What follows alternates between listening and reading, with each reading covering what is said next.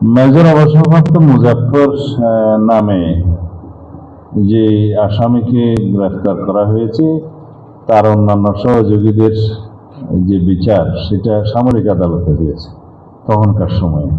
সেখানে কিছু ফাইন্ডিংস আছে।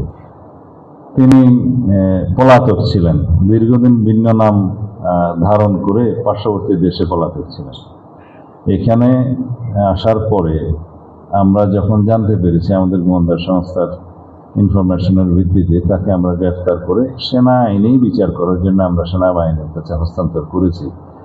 জেনারেল কোর্ট মার্শাল করে সম্ভবত তার বিচারটা নিষ্পন্ন হবে।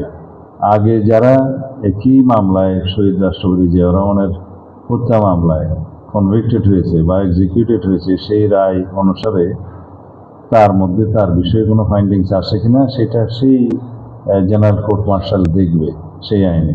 এখানে আমাদের সিভিল লতে তাকে এখন আবার মামলায় অন্তর্ভুক্ত করাটা কতটা আইনসম্মত হবে সেটা তখন দেখা যাবে, এখন না।